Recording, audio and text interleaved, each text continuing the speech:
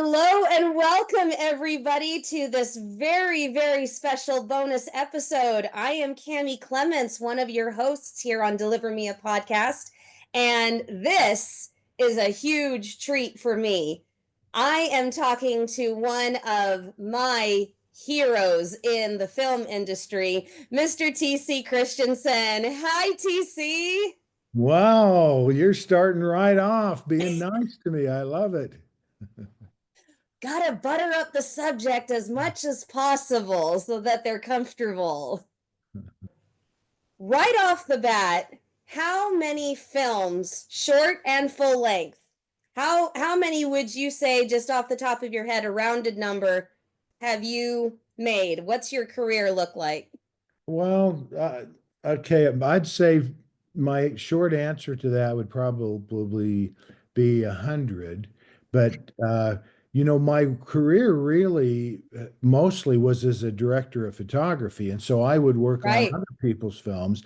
If I was saying just my films that I instigated and took off and did, I've probably done about 20, 25. Okay. Yeah, I've been watching your films that you have directed for a very long time, and even longer than that was was your director of photography work. And you could always tell when TC Christensen was the director of photography because it was always so beautifully photographed. Oh, I thought you were going to say because it was always out of focus and Oh, heck in no. underexposed. Thank you. So, what inspired you to become a filmmaker? How did you get your start?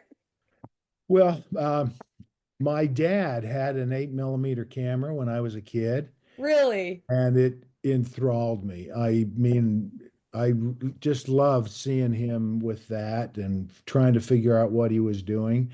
And as it turned out, really all of my family are medical doctors, Oh, dentists, nurses. And I was smart enough early on that I knew I can't do that. I'd never get through medical school. I've got to find something funner. And I was thinking, my family used to say that I'd say, I want to play the record player. That was going to be my job.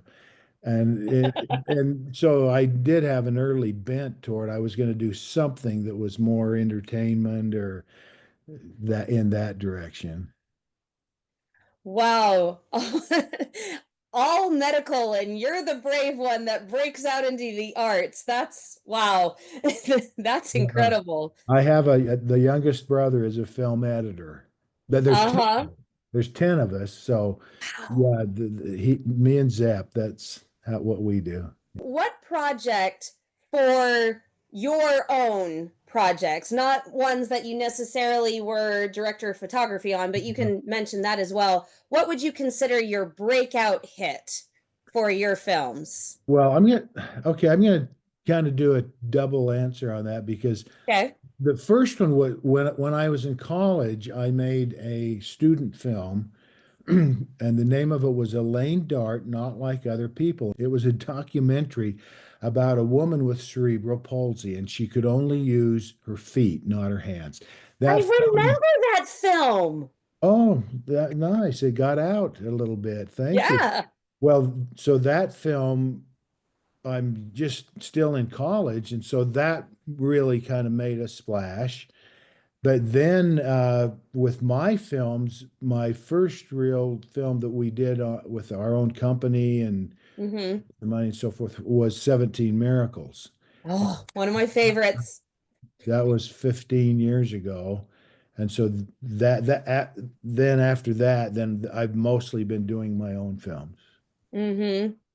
So, for anybody not familiar, 17 Miracles is a conglomeration of pioneer stories of pioneers that traveled in the Willie Handcart Company and how they survived.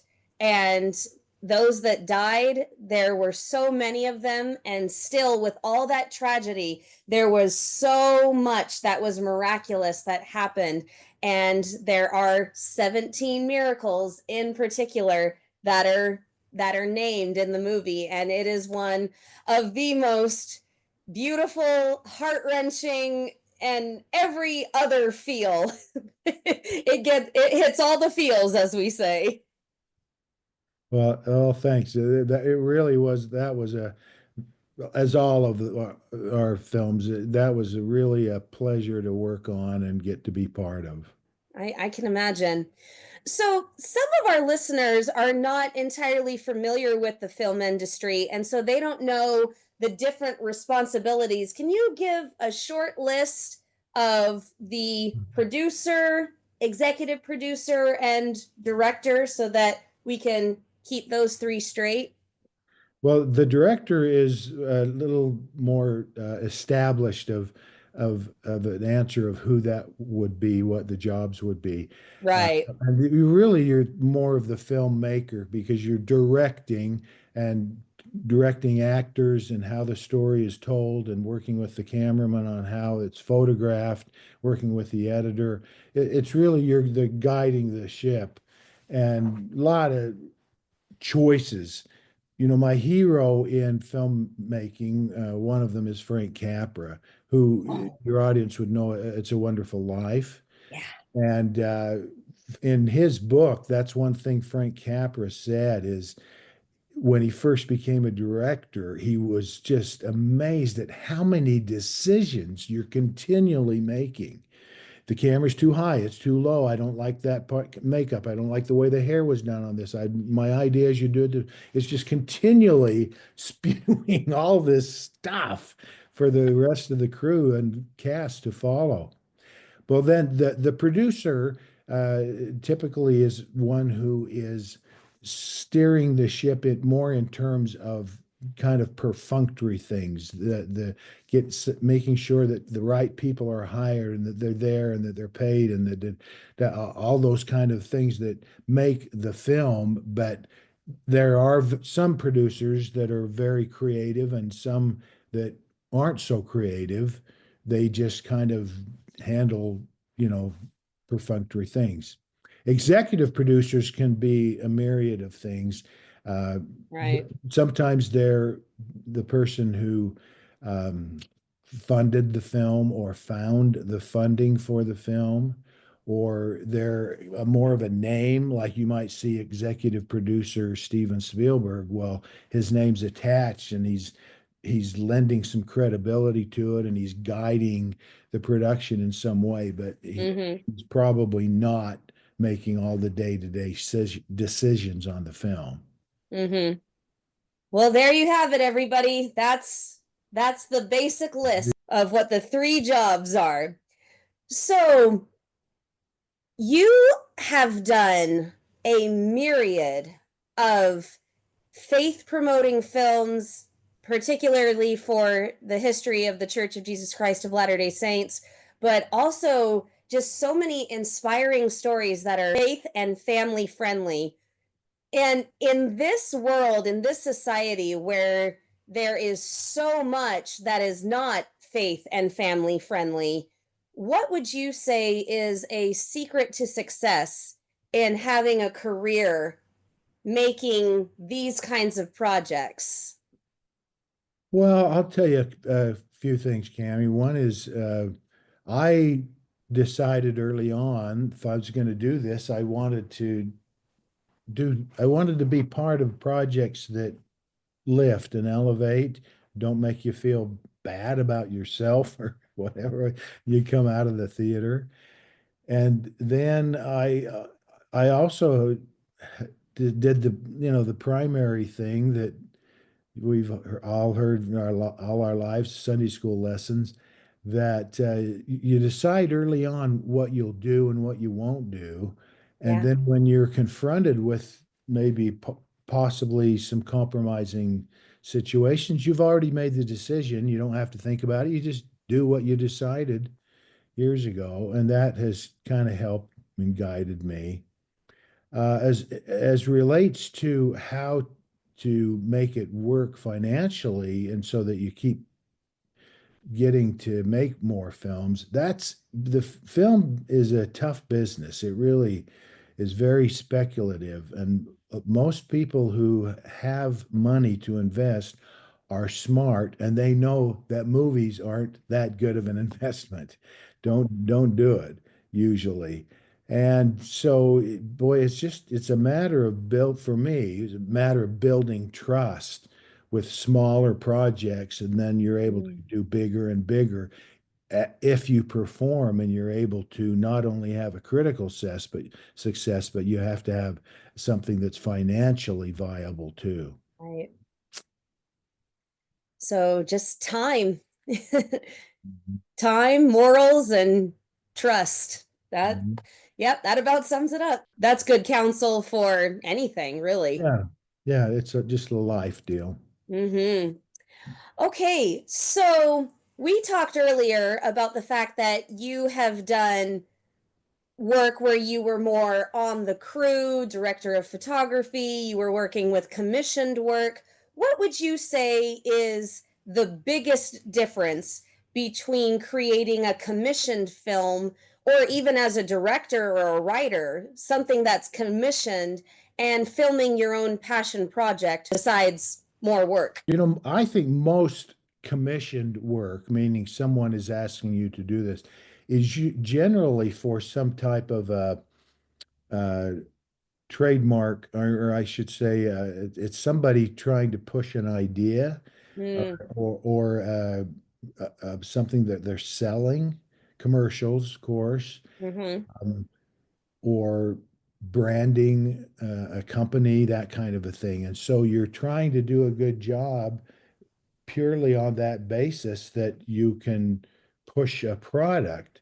But for entertainment purposes, it's way different, Yeah. I think, because then you have to have ideas that people would be willing to go and put $10 or something, go to a theater or purchase it or click it out of the myriads of things, movies that are offered on streaming services these days, something about it that has some sizzle, and so that people will want to watch it.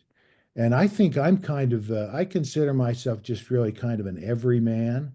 And Mm-hmm. if something touches me, I think it will probably touch other people.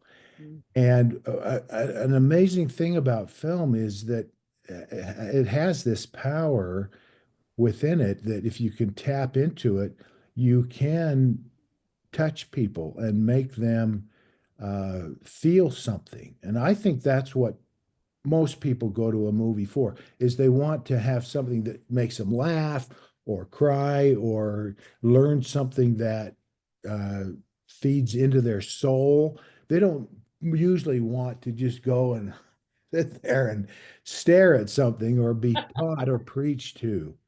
So that's a difference for me, is I'm always thinking about how to um, have enough sizzle in Mm. film that there's an entertainment value always.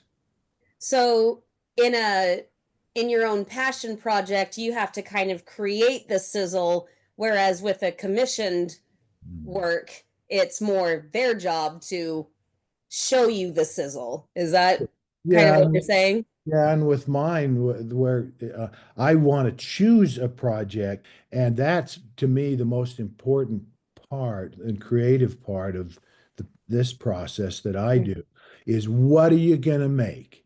Mm-hmm. There's this, infinite number of ideas out there of, oh, could make a film about this or this character or whatever. That decision really sets off the whole project, and if Yeah. you make a mistake with that, you're gonna have a lot of trouble. And it's not like it's a right or wrong thing, but Mm-hmm. you can find something that is worth people's, hour and a half or 2 hours in the dark. If and they feel like, well, that was worth it because I love that subject and the way it was broached and so forth, then boy, you're on the horse. You're going down the road. So true. Let's talk about those projects of yours for a second. I have to tell you, your work is so recognizable. I remember I was watching TV the other night and I had the Living Scriptures app on, and I started watching Treasure in Heaven, the poster right behind you. And I hadn't seen it in years. And 5 seconds in, I said, "This is a TC film." 2 seconds later, the opening credits come up. I said, "I knew it. I knew it." You got to explain yourself a little there. What is it? It is your focus on detail, and it is your unique camera angles. Hmm. I can always tell when it's your film. For instance, Treasure in Heaven, the very first shot is ripped pieces of paper falling to the ground, and the camera is right on them. In Pioneer Miracle, that's one of your shorts. That's, well, I should say another one of your shorts. Um, Instead of the rock slide, it's a little section of the pool, and it's a couple of rocks dropping in and making ripples, and then it pans up slowly and you start seeing the rock slide. In Escape to Germany, it's the boots of the soldiers marching in the street. In Ephraim's Rescue, it's the wheel, and the opening credits are there in the wheel of the carriage. It's incredible. I've never seen another person do anything like it. And so Ta-da! Ta-da! so I consider that your trademark. That was well explained. That was really a good. I would not have thought of to say all that, but very good. One of the things that you described, I'll comment on is I do like reveals where Mm, where a shot it you're not sure what you're looking at, yes. or you think you're looking at a certain thing, and then it becomes, no, that's not what this is. This is about this. And it kind of opens up or widens or something. And I do use that tactic quite often, as you said. And with great effect. I don't think I've seen a single one of your films that I haven't liked. So, yeah. Oh, they're out there. Yeah, I got some out there I wouldn't show to you, Cammy. All right. If you had to pick, I know films are like babies. I know because I studied acting myself. But if you had to pick, what would be your favorite short film that you've created and your favorite full length film that you've created? You're putting the squeeze on me, lady. Let's see. Oh, as a short film, probably we made a film 20 years ago called Only a Stonecutter. And Yes. it's about John Romoyle who he got kicked by a cow and it shattered his leg, but he continued to walk to go and work on the Salt Lake Temple. Um, I think it's just a lovely story of determination and Oh, it's incredible. together well. And as a feature film, I have to say my last film. If I say to you, well, when I was young, I made this good film, and that means my career in all these years has gone. And truly, this last film, which is going to be released in a month, so this is a new one.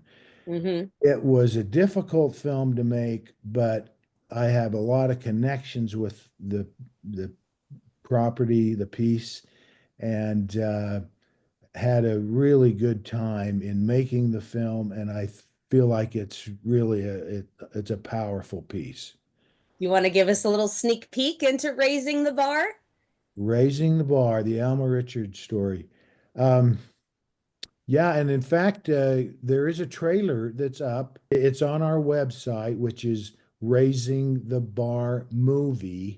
raisingthebarmovie.com. But this tells the story of a young man, Alma Richards. True story. You know, I only do true stories. They have more ability to move you. Yeah. And Alma lives in the teeny town of Parowan, Utah in 1910. And he goes to school, a high school, one day, and there's a new sport called track, and there's a new track coach. And the coach looks at Alma and he says, "You're big. Why don't you come out for track?" And Alma doesn't even know what he's talking about. What's track? But he goes out, see what it's about, and within 2 years finds himself in the Olympics in Stockholm, Sweden, in the high jump. And his story of what it takes getting there and what happens at those Olympics is worth a movie. I can imagine. Oh my goodness. Oh, wow. Well, I cannot wait to see that. Is it being released in theaters in Texas? We try to do it in a growing fashion. Uh-huh. So we do kind of Intermountain West first, and then it's kind of based on demand, and then it starts going to other places. Our last film, Escape from Germany, had a pretty good showing across the country, and Mhm. it was because of nice people like you who would say, "Hey, we'd like that film to come to our local theater," and then we work it out, and it comes and hopefully gets well attended, and then it moves on to another theater that's not far away. Mm. And a scene from Escape from Germany is right behind me. We'll talk about that in a moment. Um, First of all, I had a friend who also we graduated in theater together from Brigham Young University, Idaho, and he said, "Will you ask him this because I'm very curious. What would you say is your directing style? Are you more of a sit back and let the magic happen, or are you a very hands-on?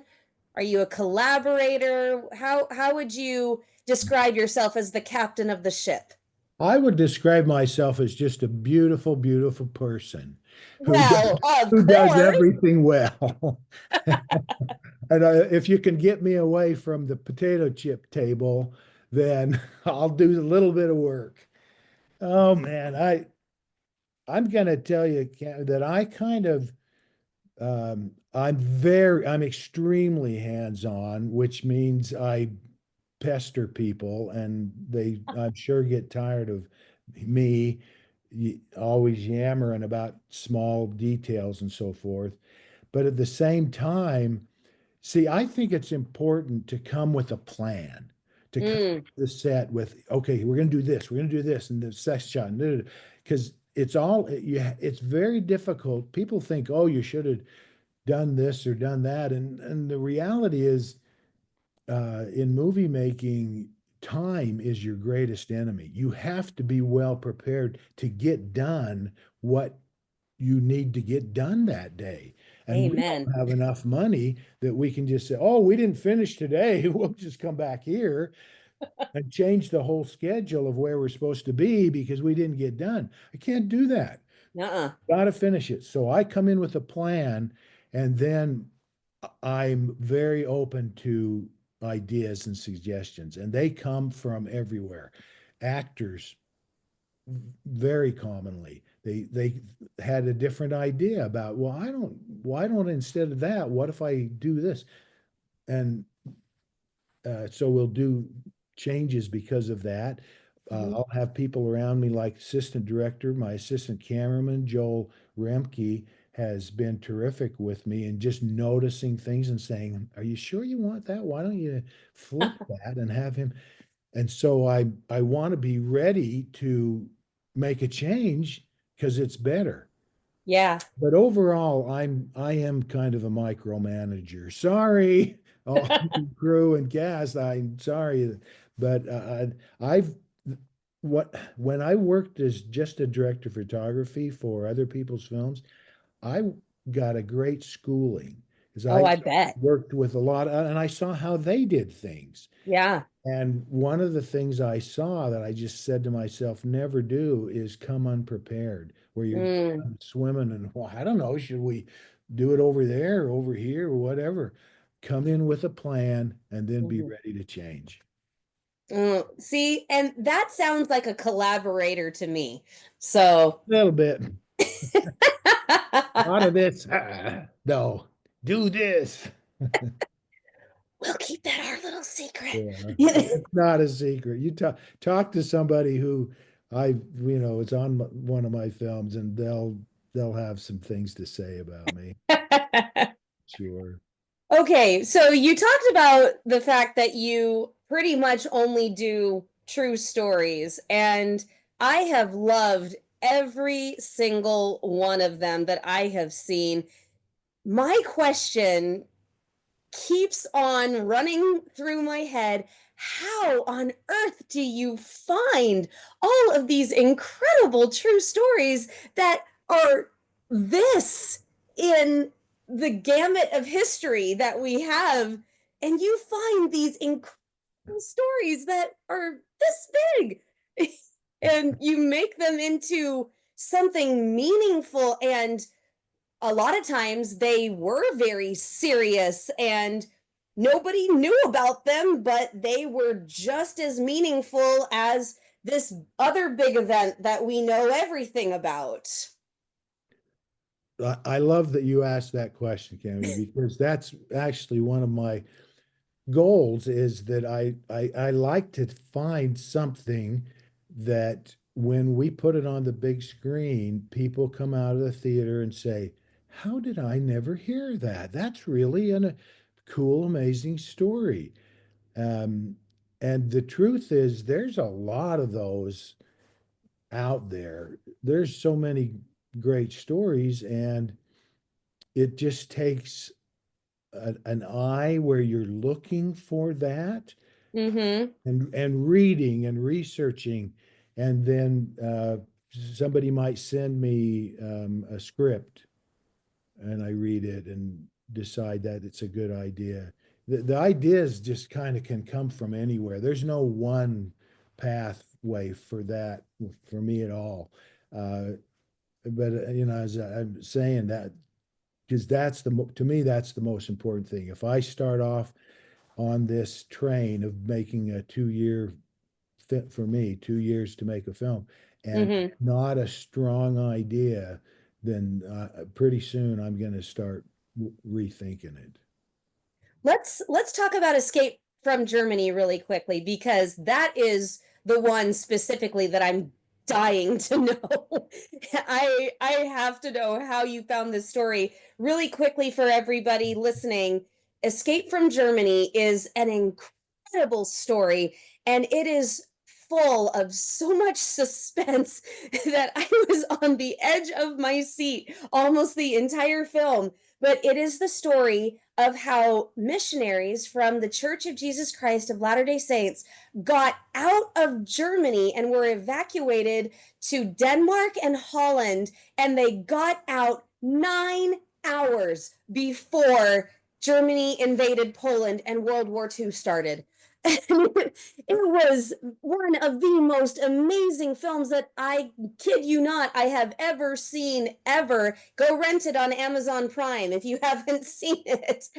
And I have watched it over and over, and that is my most burning question. TC, how did you find that story?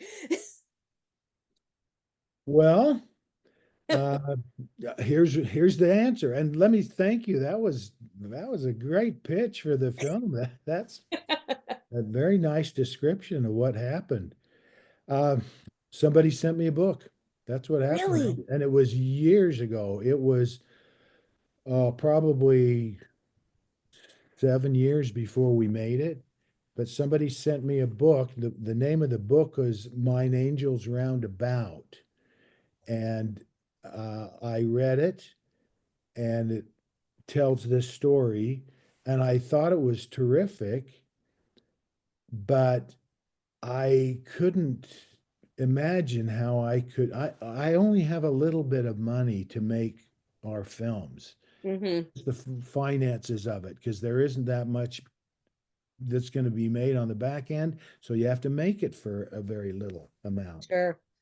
And I just couldn't wrap my head around how I could, for our amount of money, make this film. It's 1939. It's Germany. It's Nazis. It's all these period train stations and locations and And clothing.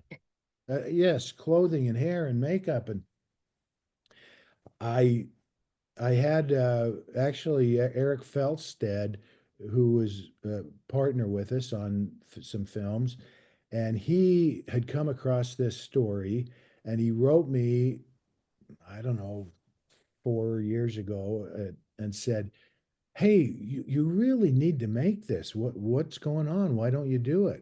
And I sat down and I wrote him a whole big, page letter. Here's the reasons why, and all those kind of things that I'm telling you. And I hit Uh-huh. send like that. And immediately I started thinking, well, here's how I could overcome that problem. And here's how I could overcome that problem. And I just started, I shifted gears and thought, instead of why I couldn't do it, why I could do it. And it just flipped the whole thing around, and I got some good ideas about how to do it. Well, within a year, I had done the research and was ready to do it, and COVID hit. And Oh, so that delayed us. We couldn't get out and take the chance of, the COVID hitting our crew and cast and all the costs that would come with that. So it got put on the back burner for a while. sure. But anyway, that's my long answer of where it came from. Um, did you film in Germany? No, Germany is not a good place to film Nazi films I because they're figured very, not. Yeah. yeah, they take a dim view of swastikas and all the thing, and so no, we filmed some in Budapest, Hungary, which Oh, which had some old trains and big old train station barns, and some other great old 1930s looking locations. We filmed the bulk of it just up and down the Wasatch Front here in Utah, oh, because wow. we don't have enough money to go. We can't go over there and just everybody's in hotels and on per diem and you're buying all their meals. It's very expensive. So you Oh, have to sure. figure out how to make most of the film at home. Mm-hmm. And that shot that's behind you, that is the Heber Railroad Oh, here in Heber, Utah.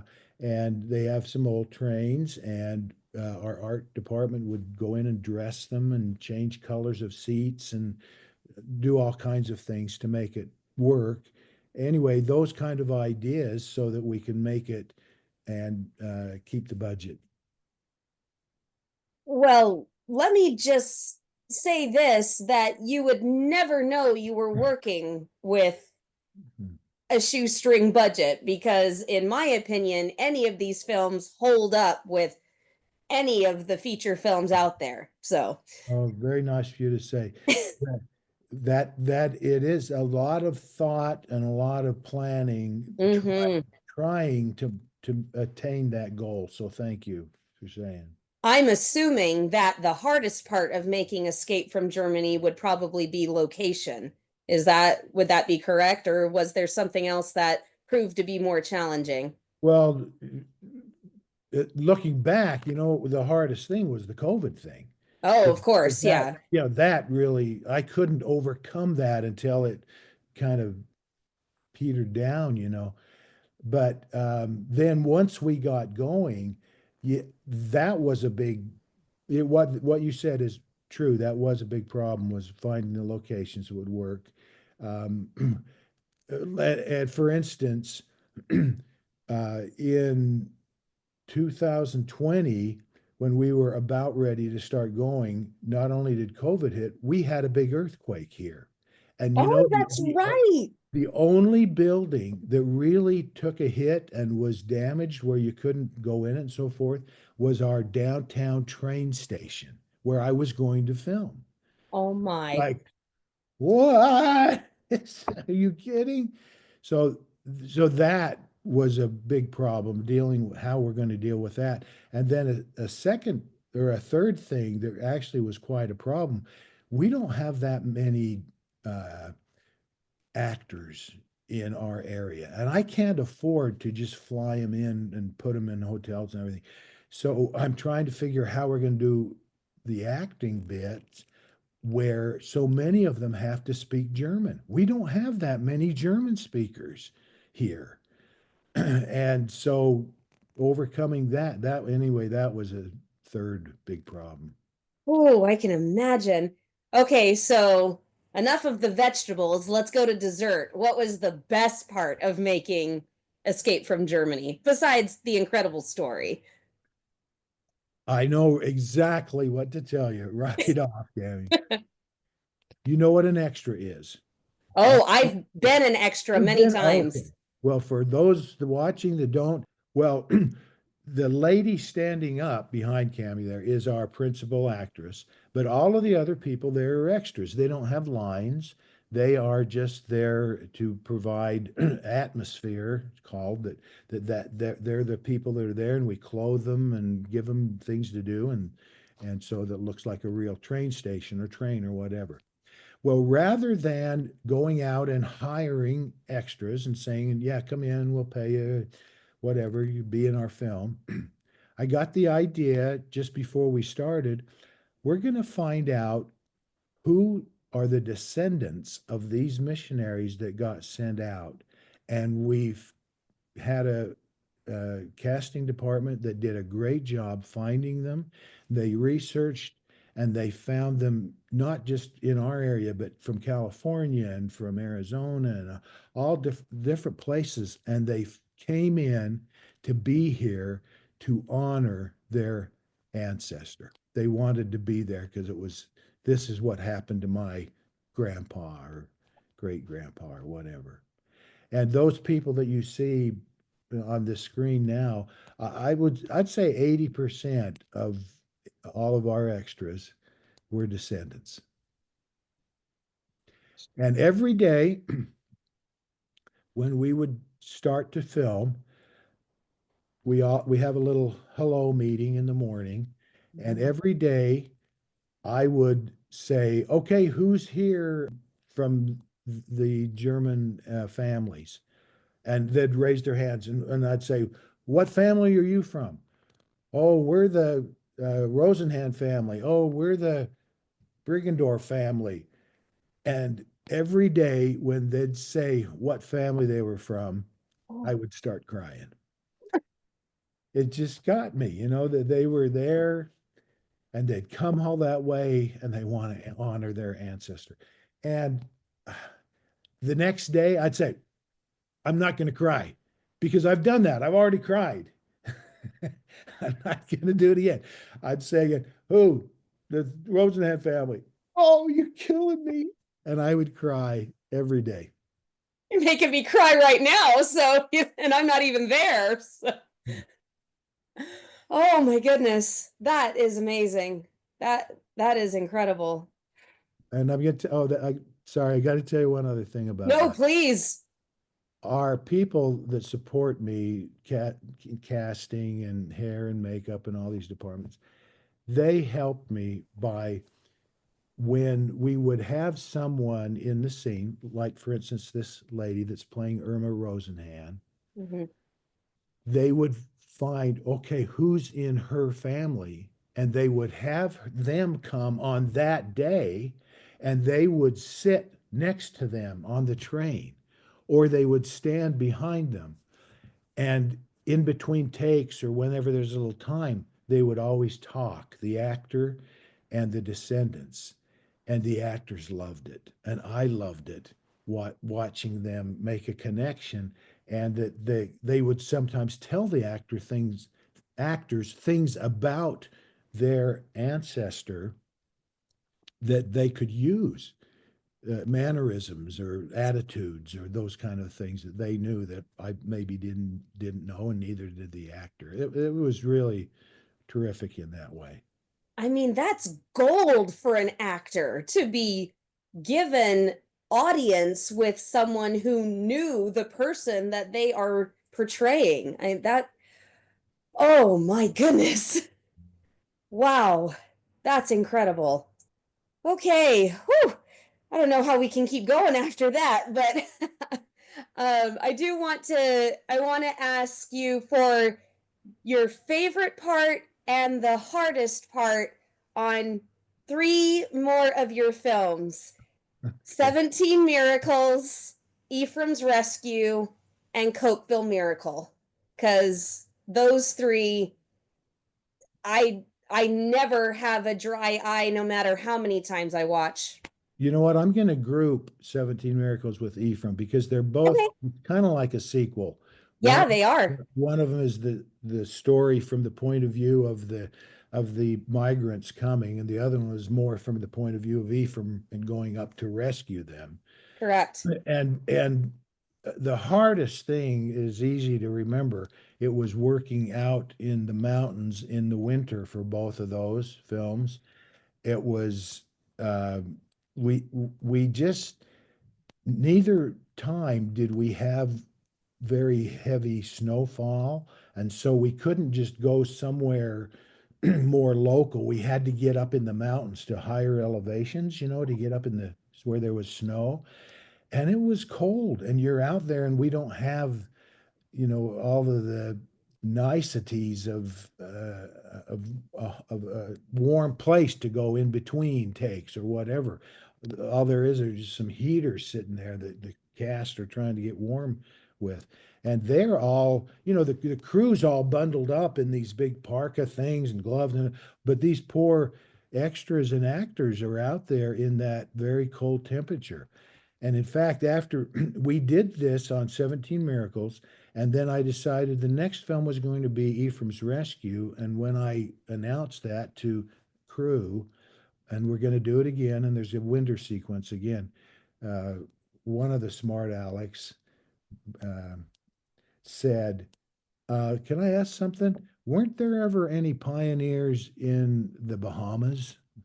It's like, well, I don't know if there was or not, but this is what we're doing.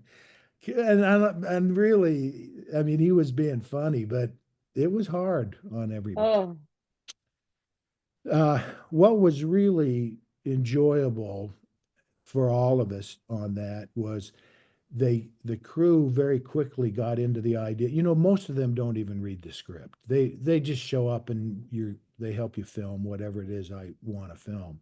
right. And after a few days of it, people would start coming up and saying, what miracle are we going to do today? Oh, And they'd want to know and have me kind of explain, well, this is what happened and so forth. And there really were a lot of them. There. I don't know about the 17. That's kind of I gave it that title because I just wanted to say that there's a lot, uh-huh. but I've had people tell me I counted them and there's over 30. And I've had Mm, people have told me, I'll give you three. It's a personal thing, it's yeah. but that idea of seeing how those pioneers were supported and sustained, and the amazing things that are very difficult to explain in any other way than they had a miracle given to them to help them make it. That was very rewarding. Oh, I can only imagine. Okay, Cokeville Miracle. Okay.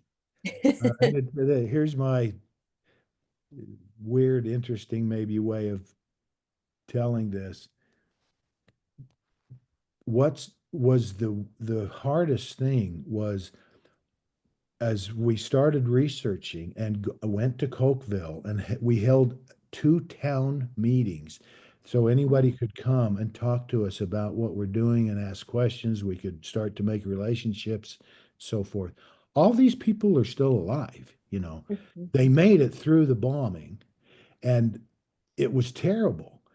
And I'm making a film about people that are alive. It's not like making a film about people that died 100 Right. years ago. They're right here. And one of the worst things it started out there was a lot of opposition. There were Mm. a lot of people who felt like CBS had made a movie about it and they Oh. didn't like it. And they didn't like how they were portrayed. They didn't like the emphasis that was given. Mhm. And they just were like, hey, leave us alone. Oh. And I understand that. I understood Mhm. at the time. Sure. This is very personal things and things that have plagued them. At that point, it was something like 28 years or something since, Right. but it's still. And then you know what was the best thing? The same thing. It Oh.